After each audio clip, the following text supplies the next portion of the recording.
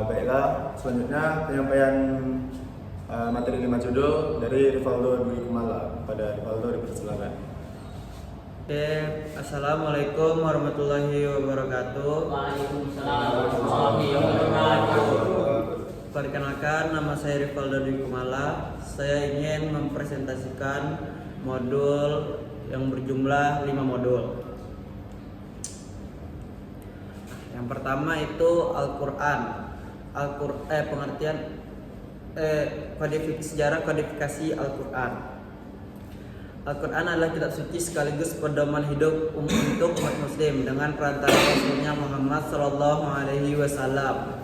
Proses turunnya Al-Quran yakni terjadi selama 22 tahun, 2 bulan, 22 hari. Nah, peristiwa ini adalah salah satu peristiwa paling mendalam dalam sejarah Islam, karena ia tidak hanya menuntut umat manusia dalam aspek teologis dan spiritual, tetapi juga mencakup dimensi sosial, hukum, dan etika. Setiap ayat yang turun merespon peristiwa-peristiwa spesifik, baik bersifat lokal maupun universal, yang menunjukkan bagaimana Al-Quran selalu relevan sepanjang hayat sebagai pedoman hidup umat manusia. Nah, turunnya Al-Quran merupakan peristiwa besar yang sekaligus mengubah statusnya kepada penghuni langit dan bumi. Uniknya, Al-Quran tidak sekaligus, melainkan bertahap dan bertahap. Nah, Al-Quran sudah mulai ditulis sejak zaman Nabi Muhammad SAW. Kemudian transformasi dan pembukuannya berlanjut pada pemerintahan Khalifah Abu Bakar. Nah, kemudian selesai ditulisnya pada masa Khalifah Utsman bin Affan. Ketika Nabi Muhammad masih hidup, beliau memerintahkan beberapa sahabat untuk menuliskan Al-Quran, yaitu Zaid bin Sabit, Ali bin Abi Thalib, Muawiyah bin Abu Sufyan, serta Ubay bin Ka'ab.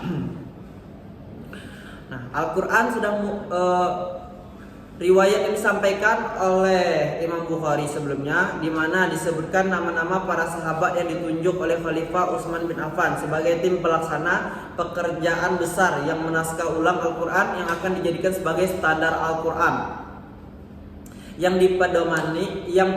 dipedomani umat muslim.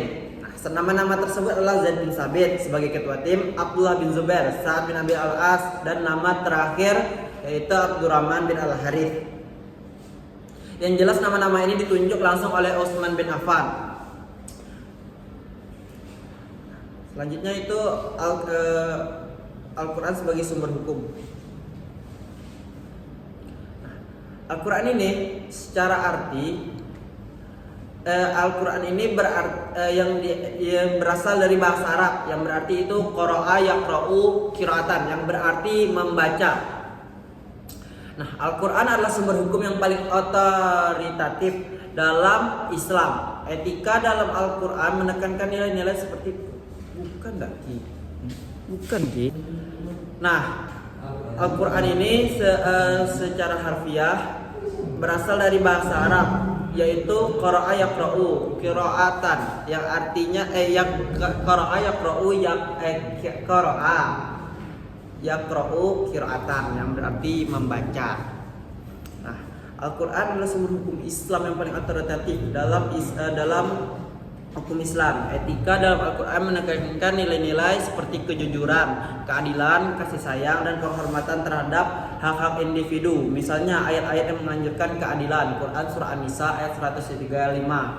Di dalamnya terdapat prinsip penting dalam menegakkan keadilan. Pertama, berlaku adil bagi siapapun, karena sifat dari perlakuan adil berlaku khusus dan umum, khusus bagi hakim yang atau penegak keadilan dalam ranah pengadilan, dan umum bagi setiap manusia untuk berbuat dengan adil dalam kesehariannya.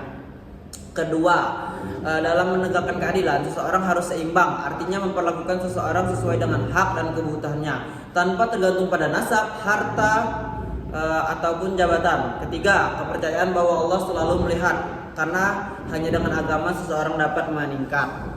Berbicara tentang sumber hukum Islam, para ulama sepakat bahwa Al-Quran menempati urutan yang pertama dan utama setelah Al-Quran, sunnah atau hadis atau dan ijma dan qiyas.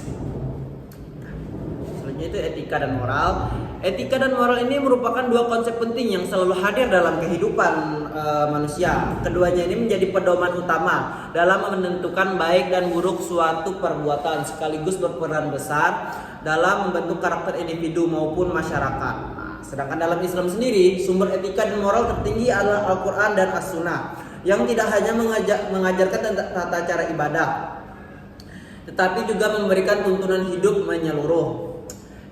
Etika ini merupakan cabang filsafat yang mempelajari tingkah laku manusia dalam konteks baik dan buruk. Kata etika ini sendiri berasal dari Yunani, yaitu ethos, yang berarti adat atau kebiasaan. Sedangkan dalam bahasa Latin dikenal dengan istilah mores, yang merujuk pada sopan santun dan perilaku. Dalam bahasa Arab, etika sering dikaitkan dengan kata akhlak yang bermakna perangai, budi, tabiat, dan kesopanan. Nah, Hamzah Yaqub menulis 5 karakter etika dalam Islam yang menurutnya dapat membedakan dengan etika lain. Yang pertama itu etika Islam, mengajarkan menuntun manusia kepada tingkah laku yang baik dan menjauhkan diri dari tingkah laku yang buruk. Yang kedua, etika Islam menetapkan bahwa yang menjadi sumber moral, ukuran baik buruknya perbuatan didasarkan kepada ajaran Allah Subhanahu wa taala, yaitu ajaran yang berasal dari Al-Qur'an dan Al-Hadis. Moral berasal dari kata Latin moralitas, dan dalam bahasa Arab dikenal dengan akhlak, yang berarti ajaran tentang baik buruk yang berlaku umum dalam kehidupan manusia. Nah, moral berfungsi sebagai standar perilaku yang memungkinkan seseorang dapat hidup secara tertib, kooperatif, dan diterima dalam masyarakat. Selanjutnya itu keadilan. Nah, keadilan ini terbagi menjadi 3 jenis, yaitu yang pertama itu keadilan distributif, yaitu keadilan yang memberikan hak atau jatah kepada setiap orang menurut jasa-jasa yang telah diberikan. Yang kedua itu keadilan sebagai kesamaan atau komunikatif, adalah keadilan yang berhubungan dengan persamaan yang diterima oleh setiap orang tanpa melihat jasa-jasa perseorangan. Keadilan kapitalis ini berdasarkan kontribusi yang disumbangkan masing-masing individu. Semakin banyak yang diberikan seorang kepada masyarakat, semakin banyak pula yang berhak diperolehnya. Dan semakin sedikit yang diberikan, maka semakin sedikit pula yang diperolehnya. Baiklah, terima kasih kepada Rivaldo di Kumala. Selanjutnya pertanyaan dari Vicky Wahyudi dan Nanda Resko. Baiklah, saya Vicky Wahyudi akan bertanya ke pemateri Valdo. Pertanyaannya, pada khalifah siapa Al-Quran menjadi sebuah mushaf? Sekian, terima kasih. Oke, saya akan menjawab pertanyaan dari Vicky Wahyudi. Nah, buat pertanyaan ini, Al-Quran ini selesai ditulis pada masa Khalifah Utsman bin Affan. Itu jawabannya. Baik, saya akan bertanya kepada pemateri, apa arti Al-Quran? Sekian pertanyaan saya, terima kasih. Nah, selanjutnya saya akan menjawab pertanyaan dari saudara Nanda Resko. Arti Al-Quran, Al-Quran ini sendiri berasal dari kata bahasa Arab yang berasal dari qira'a yaqra'u qira'atan, yang berarti membaca. Nah, jelas di sini Al-Quran ini artinya adalah bacaan ya. Baiklah, terima kasih kepada pemakala. Selanjutnya saya kembalikan kepada pemakala untuk ditutup. Terima kasih. Mungkin ini saja yang dapat saya sampaikan. Mungkin banyak kali dari saya yang masih salah dan saya masih ingin belajar. Itu saja. Assalamualaikum warahmatullahi wabarakatuh.